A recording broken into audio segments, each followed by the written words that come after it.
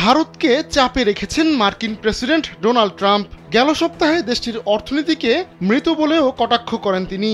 এ নিয়ে তখন ব্যাপক প্রতিক্রিয়া দেখিয়েছিল ভারত, কিন্তু ট্রাম্পকে সরাসরি কিছু বলতে পারছিল না। তবে শুক্রবার ভারতের ঘনিষ্ঠ রাশিয়ার প্রেসিডেন্ট ভ্লাদিমির পুতিন বৈঠক করেন ট্রাম্পের সঙ্গে, আর সেই বৈঠকের পর ভারতের মুখে ফুটেছে হাসি। যদিও এই আলোচনার কেন্দ্রবিন্দু ছিল ইউক্রেন, কিন্তু ইউক্রেন যুদ্ধ থামানোর বিষয়ে কোনো অগ্রগতি হয়নি ওই বৈঠকে। উল্টো বল এখন ইউক্রেনের কোর্টে ঠেলে দিয়েছেন ট্রাম্প।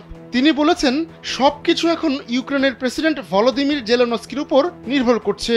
পরবর্তী পদক্ষেপ তাকেই নিতে হবে, তাকে বসতে হবে পুতিনের সঙ্গে। প্রয়োজনে তিনি নিজেও যোগ দিতে পারেন। ট্রাম্প পুতিনের ওই বৈঠকের পর এটিকে স্বাগত জানিয়ে সংক্ষিপ্ত বিবৃতি দিয়েছেন ভারতের পররাষ্ট্র মন্ত্রণালয়ের মুখপাত্র রণধীর জয়সওয়াল। তিনি বলেন, শান্তির খোঁজে এই উদ্যোগ অত্যন্ত প্রশংসনীয়।